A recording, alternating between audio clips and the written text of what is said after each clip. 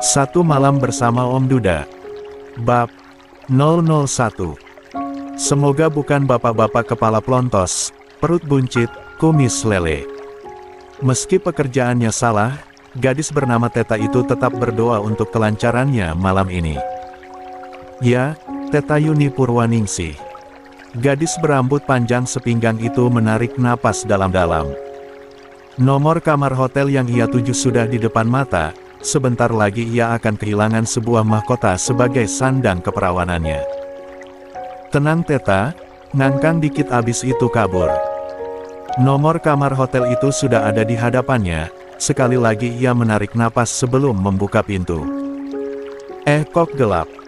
Suara tap lampu terdengar dan seketika ruangan menyala terang.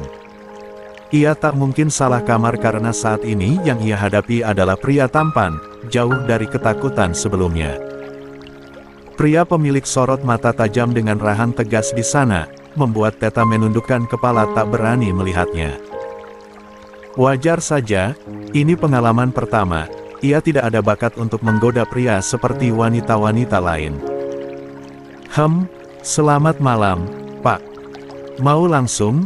Atau pemanasan dulu? Kebetulan ini pengalaman pertama, biar bapak aja yang bimbing hehe. Tampak kaku, Teta terus saja menyengir karena bingung bertingkah seperti apa yang cocok ia peragakan untuk berhadapan dengan pelanggan. Bisa ngurus anak, menyusui. Terdengar konyol, cukup membuat tercengang, tetapi itulah yang ia dengar. Baiklah, ia akan menghadapi ini. Pertama-tama Teta tersenyum sopan, lalu ia mendekati pria itu perlahan-lahan. Sesuai arahan Madam C tadi, ia harus menggoda tamunya dengan baik. Kalau menyusui saya nggak bisa Pak karena belum ada pengalaman beranak, tapi kalau untuk menyusui bapak saya bisa Saya sudah besar. Siapa sangka, sahutan itu membuat Teta merasa konyol sendiri. Apa ada pengalaman menjadi babysitter? Tapi bentar dulu Pak, ini Bapak mau nyewa saya atau mau cari pengasuh? Terus saya jadi dieksekusi? Gak. Pria itu menatapnya, lalu tersenyum kecil. Yang ditangkap oleh mata Teta itu sebuah pahatan sempurna milik Tuhan yang sangat tampan. Ya, senyuman dengan lesung di pipinya. Sebenarnya saya sedang mencari pengasuh untuk anak saya, dan dengan cara ini saya berharap bisa menemukan perempuan muda yang bisa menjaga anak, atau yang sudah mempunyai anak tidak apa-apa karena saya butuh ASI yang cocok untuk anak saya. Istrinya kemana, Pak? Tanya Teta. Istri saya meninggal setelah melahirkan putri pertama saya. Jadi sekarang Bapak duda. Pria itu mengangguk, membuat Teta ingin tahu lebih banyak. Terus, kenapa gak cari babysitter aja? Cara bapak ini udah out of topic banget dari kegiatan kita sekarang. 2. Sudah, bahkan sudah kesekian kali, tapi anak saya gak cocok sama tangan mereka sampai cara ini yang terakhir. Sebelumnya saya juga sudah konfirmasi dengan Madam C untuk mencarikan saya perempuan yang baru. Oh gitu, saya bisa kok jadi babysitter, tapi untuk ASI saya belum bisa karena saya masih perawan. Tenang aja Pak, nanti saya usahakan anak Bapak mau. Dengan semangat, Teta seakan mengajukan dirinya. Alasan kamu jadi seperti ini karena apa? Pertanyaan itu adalah hal yang ingin didengar oleh Teta karena dengan adanya pertanyaan tersebut semua orang harus tahu jika ia melakukan pekerjaan ini ada alasannya. Hutang ayah. Dia pernah gagal dalam usaha, dan modal usaha itu boleh meminjam. Buntu gak ada ide buat cari uang, jadi ini yang saya lakukan. Berapa? 150 juta. Baiklah. Ini sangat pas. Jika kamu berhasil membuat anak saya luluh, maka hutang orang tuamu akan lunas. Serius Pak? Langsung lunas. Tentu saja Teta berbinar. Padahal dugaannya ia akan melakukan pekerjaan ini sampai melayani beberapa orang untuk mengumpulkan uang sampai cukup. Ya, dengan syarat taklukan anak saya. Pria itu berdiri dan membenarkan kemejanya, tampak siap melangkah. Deal. Jadi, Bapak gak jadi geledah saya nih? Dengan tampang menantang seolah menggoda, Teta bertanya. Gak, saya gak nafsu. Jawabnya sambil berjalan. Syukur deh, si imut aku gak jadi turun mesin hehe, gumamnya, lalu ia mengintil pria itu dari belakang. Setelah diajak mutar-mutar dengan mobil mewah, kini Teta sedang menginjakkan kaki di sebuah mansion yang sudah dipastikan milik pria tadi.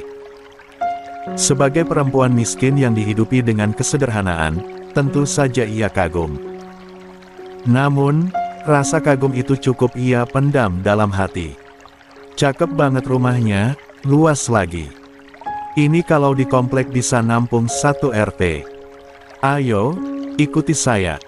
Ini rumah Bapak. Nyicil sebulan berapa? Iya, saya belum kenal nama Bapak. Ya, karena ia belum mengenalnya, maka pertanyaan menyicil terlintas, padahal ia belum tahu siapa pria tersebut. Ethan Wright. Pria yang menjadi pemburu kaum perempuan itu adalah seorang miliarder dengan cabang usaha di mana-mana.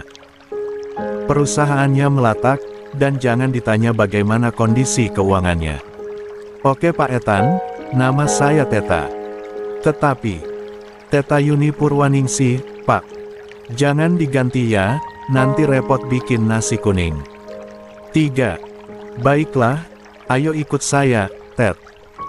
Wajah perempuan itu dibuat melongo, tetapi ia kesal karena namanya tidak disebutkan dengan sempurna. Namun, ia hanya mampu menahan sabar. Setibanya di kamar bayi bernuansa baby blue, lagi-lagi Teta merasa kagum dengan ruangan sebesar ini hanya untuk anak kecil. Tiba-tiba seorang pembantu datang menghampiri dengan membawa bayi yang sedang menangis. Sini sama aku. Teta tentu saja mengajukan dirinya. Menangani bayi sudah biasa karena di rumahnya, banyak sekali ibu-ibu yang menitipkan anak dengan imbalan uang. Perempuan dengan seragam pembantu itu ragu, tetapi saat majikannya memerintahkan ia langsung menyerahkan bayi bule yang ia gendong. Hei, jangan nangis, sayang, ya ampun cantik banget. Awalnya bayi berusia 3,5 bulan itu masih terus menangis. Namun melihat ekspresi Teta yang dibuat-buat konyol, bayi tersebut mulai terdiam seolah sedang mengenali wajah perempuan itu. Sedetik kemudian bayi tersebut tersenyum hingga akhirnya mulai tertawa. Bibir ayahnya pun tampak tertarik membentuk senyuman. Pak, dia cocok sepertinya. Bisik pelayan di sampingnya. Tapi masih perawan. Seketika mereka saling berbisik. Belum bisa kasih ASI dong, Pak. Kini mereka melihat Teta sudah berhasil membuat bayi cantik itu tertidur dalam gendongannya. Ethan benar-benar tenang saat ini. Pelayan tadi pun diperintahkan Ethan untuk menggantikan Teta. Namun, baru sebentar saja bayi tersebut pindah tangan ia sudah menangis kencang seperti baru saja mimpi buruk. Astaga, dia gak mau aku lepas. Nona, coba langsung taruh di ranjangnya. Bapak mau bicara dengan Nona katanya. Titah. Oh, oke baik. Dengan hati-hati anak itu diletakkan di dalam box, dan ya benar saja anak itu tidak bersuara lagi dan matanya tetap terpejam. Kemudian, Teta mengintil Ethan dari belakang. Sampai tiba di sebuah ruangan, mereka duduk saling berhadapan. Gimana Pak? Saya bisakan taklukkan anak Bapak. Saya yakin deh nanti gak akan nangis terus kalau sama saya. Oke saya akui itu dan mulai besok kamu sudah bisa bekerja, tapi, karena kamu tidak bisa memberikan ASI berarti hutang ayahmu saya bayar setengah. Perhitungan amat, orang kaya pelit. Lunasi aja Pak, nanti potong gaji saya. Tawar Teta. Tidak bisa, gaji kamu sudah habis untuk hutang setengah itu. 4. Jadi saya gak digaji gitu, Pak. Bisa, asal kamu mau. Mau apa? Jadi pelacur saya. 5. Pulang dengan selamat, keperawanannya pun bertahan, bahkan justru membawa uang. Teta merasa malam ini adalah malam keberuntungannya. Aku akan berterima kasih sama Madam C karena kasih target duren sawit, duda keren sarang duit hehe. Sambil menggenggam beberapa lembar uang, Teta terus terkekeh dengan kejadian unik malam ini. Baru ingin membuka pintu tiba-tiba ia dihadang oleh pria jangkung, bertato. Seketika uang itu ia sembunyikan di belakang. Sini. Jangan bang, ini buat kita makan besok. Teta tetap menyembunyikan uang pemberian Ethan, ia tidak mau uang modal kerja dan untuk makan beberapa hari itu, raib di tangan sang kakak. Abis jalan di mana lo? Bang, jangan semuanya. Akhirnya uang itu tetap saja dikuasai oleh sang kakak. Mempunyai kakak pemabuk, suka berjudi dan berfoya-foya membuat beban untuk Teta.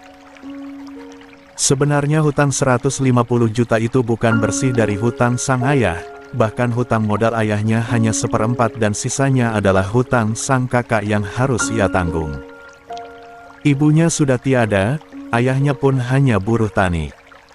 Sebagai anak satu-satunya yang berpikir waras, Teta ingin membebaskan keluarganya yang terus dicecar debt collector. Sakit bang. Tamparan keras didapat oleh Teta, ia merasakan panas di pipinya. Bodoh, lo bisa jadi babu atau kuli di tempat lain. Bukan begini caranya cariin gua duit. Perempuan itu hanya menangis, walaupun sang kakak tidak tahu menahu apa yang terjadi, dia akan tetap berpikir begitu. Bagaimana tidak, pakaian yang saat ini ia kenakan sudah pasti membuat siapapun berpikir yang sama. Baju lo kayak sampah. Kemudian, dengan sangat lenggangnya pria itu berjalan setelah merampas uang adiknya. Mau dapat duit dari manapun tetap aja diambil, abang sialan. Teta hanya mampu menggerutu saat kakaknya sudah pergi jauh. Kini, tinggal penyesalan yang tersisa. Nyesel majang-majang uang, mana udah seneng banget.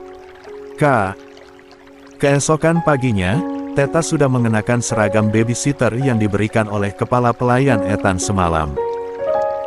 Kini, sebelum berangkat bekerja ia menyempatkan untuk meminum air karena hari ini ia tidak bisa memasak sarapan. Uang yang tersisa pun hanya untuk ongkos. Mau kemana, nak? Tiba-tiba sang ayah muncul. Ayah, Teta mau kerja. Kalau mau sarapan hutang dulu ya di warung. Nanti pulang kerja Teta ganti. Kamu kerja apa? Tanya sang ayah. Jadi babysitter ayah di rumah orang kaya, enggak terlalu jauh kok. Tiba-tiba ayahnya berekspresi sedih.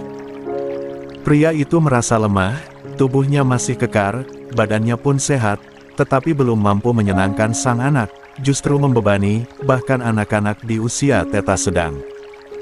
6. Menempuh pendidikan, Teta justru putus sekolah. Maafin ayah ya, nak. Seharusnya ini pekerjaan ayah. Apa sih ya? Enggak apa-apa kali, pokoknya nanti hutang kita lunas, kita hidup tenang lagi. Teta pun menyalimi tangan ayahnya. Teta berangkat sekarang ya, iya. Hati-hati. Iya ayah. Berangkat dengan hati riang, Teta berharap hari ini dapat kelancaran. Sampai ia tiba, perempuan itu tetap tersenyum meski perutnya lapar. Nona sudah sampai, kedatangan Teta disambut oleh kepala pelayan semalam. Iya mbak. Teta pun diantar olehnya menuju tempat keberadaan si kecil dan ayahnya. Ternyata di sana ada Ethan yang sedang menimang-nimang putrinya dengan tanpa pakaian atas. Gila, badannya cakep banget. Duda hot, batin Teta. Mbak, kok bisa si baby gak nangis? Katanya setiap detik rewel. Biasanya kalau bapak lagi di kantor non, anaknya gak mau diam. Kita juga bingung mau bagaimana, semenjak itu bapak jadi off sementara soalnya cuma sama bapak dia anteng. Kita sama-sama pekerja loh mbak, jangan panggil non dong, nama saya Teta. Ah, baiklah Teta ya. Perkenalkan juga, nama saya Yani selaku kepala pelayan di sini. Oke, Mbak Yani. Mereka asik berbicara, Tanpa sadar Ethan sedang berjalan ke arah mereka. Sudah sampai kamu, Ted." "Iya, Pak Ed," balas Theta dengan cengengesan. Mata perempuan itu terus tertuju pada tonjolan di dada bidang pria yang saat ini sudah menjadi majikannya. Ekspresi wajah Ethan tampak tidak mengenakan karena tadi Theta menyebutkan namanya secara singkat. Ya, Theta termasuk orang yang paling berani. Lihat saja ekspresi kepala pelayan itu, sungguh dia yang merasa tidak enak. Yani mencoba mengambil putri Ethan, dan ternyata anak itu masih menangis kencang jika berpindah tangan dari ayahnya. "Coba sama aku." Theta langsung menawarkan diri. Benar saja, anak itu terdiam anteng seperti semalam. Entah ada keunikan apa dengan bayi itu, tetapi inilah yang terjadi. "Enggak nangis lagi, kok bisa sih kayak gini?" "Berarti sama kamu cocok, saya senang deh Nona Cia ada penakluknya," ujar pelayan bernama Yani itu. "Berarti namanya Cia ya?" Pertanyaan Theta diangguki oleh Yani. "Baiklah, kalau begitu saya sudah bisa bekerja kembali," ucap Ethan. Kemudian, pria itu menatap pengasuh barunya. "Tolong jangan pulang dulu, sebelum saya pulang." "Baik, Pak," balas Theta. 7. Bayi cantik itu mengedip-ngedipkan matanya, lagi-lagi seakan mengenali wajah Theta. Namun, ia tetap nyaman. "Mbak, jadi selama ini dia nyusu pakai apa?" Katanya lagi cari ASI. "Tetap susu formula, sudah gonta-ganti merek lain tapi tetap sama, Nona kecil sering diare dan muntah-muntah. Cuma sekarang sudah lebih baik, tapi kasihan aja jadi kurus karena susunya gak cocok. Makanya saya kepengen banget dia cepat-cepat empasi." "Oh alah kasihan ya, aku cuma bisa nyusuin bapaknya." "Hah." Ethan sudah berangkat sejak tadi. Sebelum memulai kegiatan kembali, ia sempat melihat sang putri tadi, dan ternyata si kecil tampak anteng dengan pengasuh barunya. Kini ia sadar, dengan cara menyewa wanita malam ia bisa mencarikan ibu palsu untuk anaknya.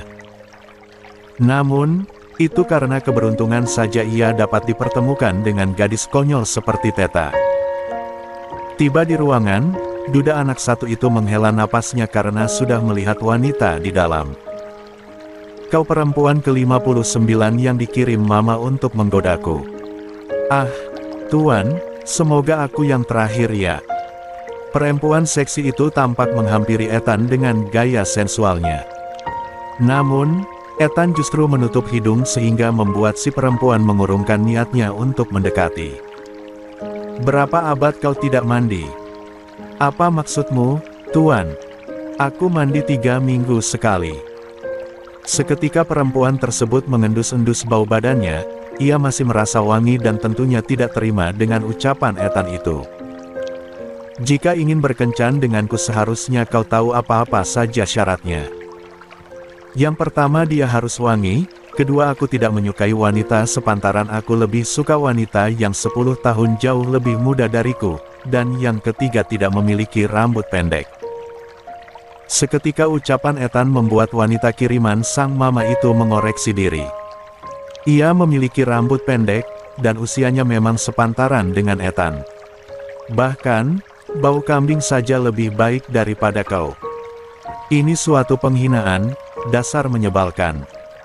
Alhasil dia pergi dengan perasaan dongkol hingga merasa tak percaya diri lagi. Ethan pun menarik napasnya dengan lega. Hanya cara konyol itu upayanya untuk mengusir perempuan-perempuan kiriman sang mama. Besok yang ke-60, aku akan siapkan ide lagi. 8. Semua laki-laki sudah dianggap sama saja oleh Theta. Jika memang takdirnya harus melepaskan keperawanan maka itulah yang harus ia lakukan.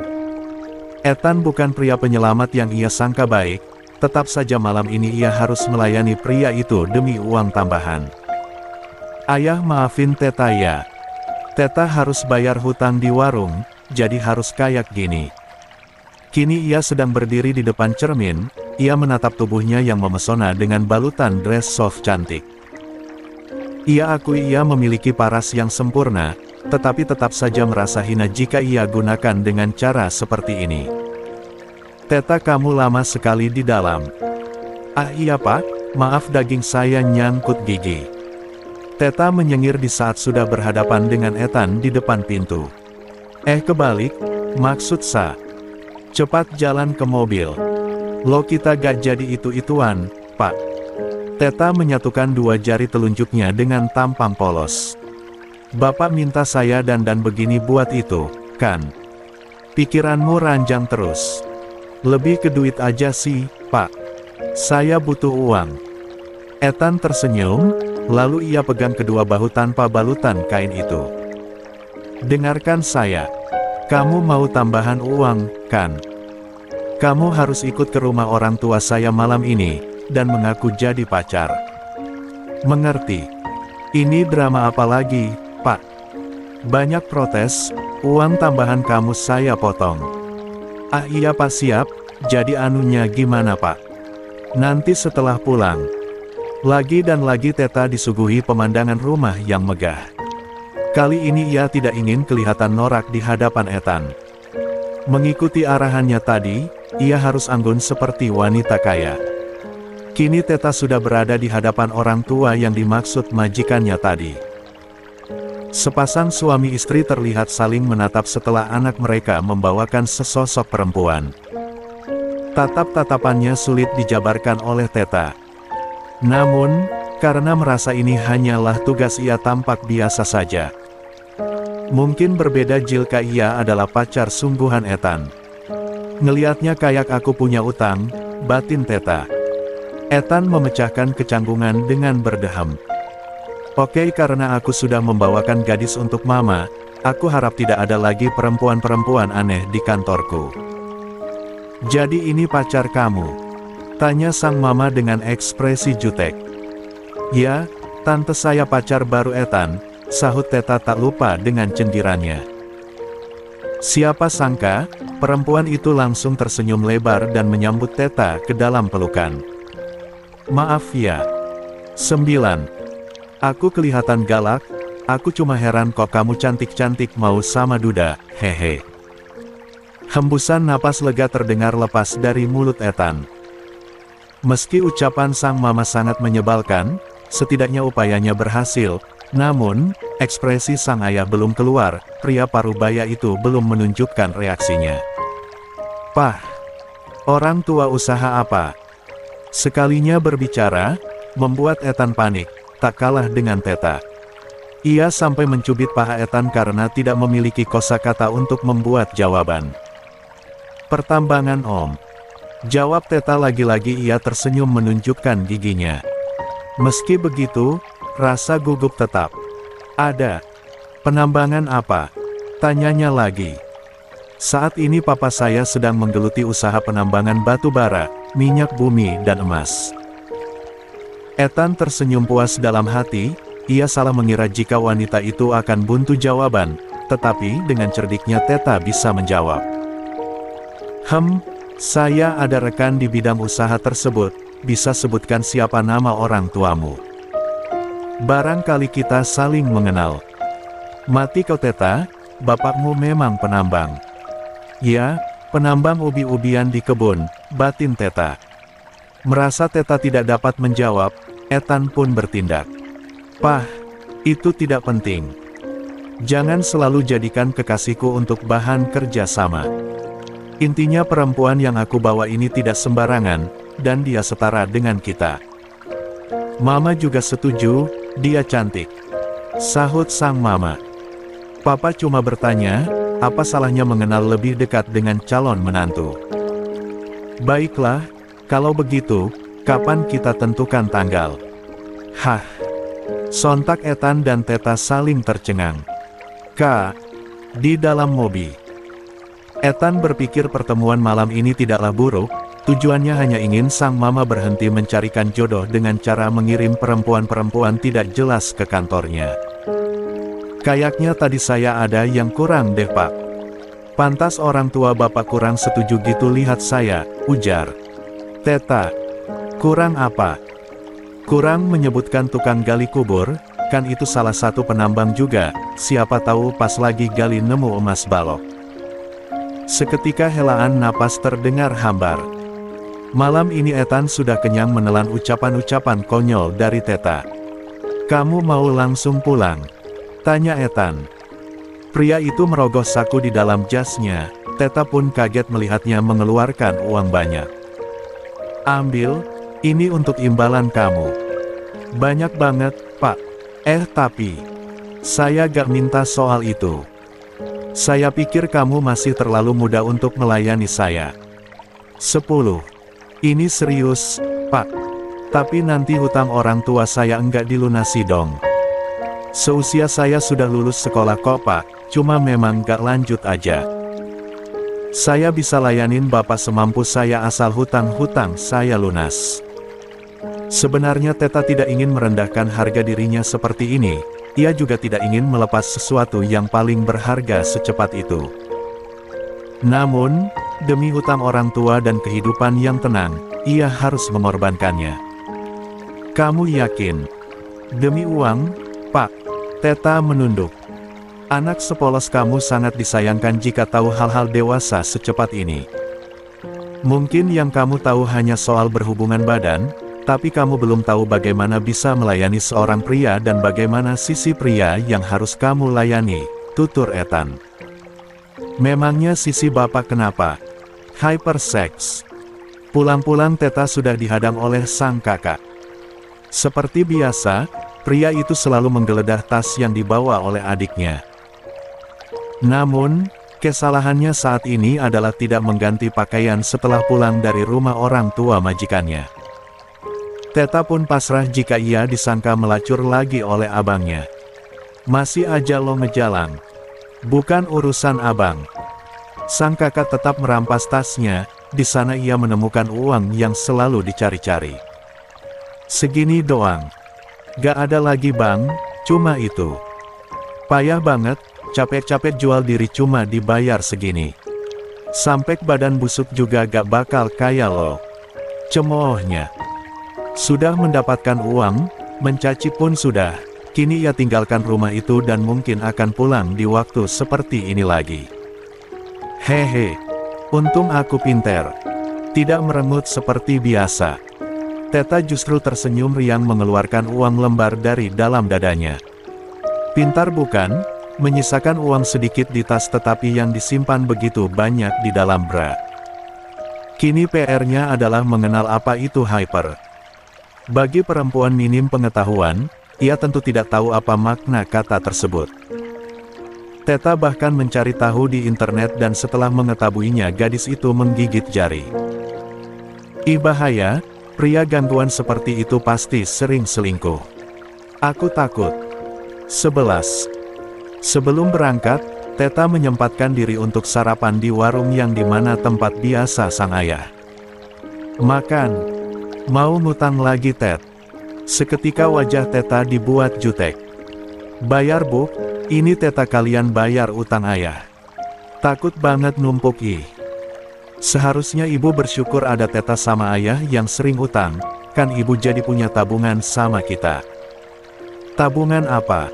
"Tabungan akhirat. Kalau ditanya mau bayar kapan, katanya nanti kalau udah sukses." Cibir pemilik warung itu. "Sembarangan ih, nih uangnya nih. Asli ya, bukan uang mainan. Ini juga sekalian buat ayah kalau nanti makan di sini lagi." Dengan mulut meleyot-meleyot Theta menunjukkan beberapa lembar uang seakan sewot. "Abis ngepet di mana?"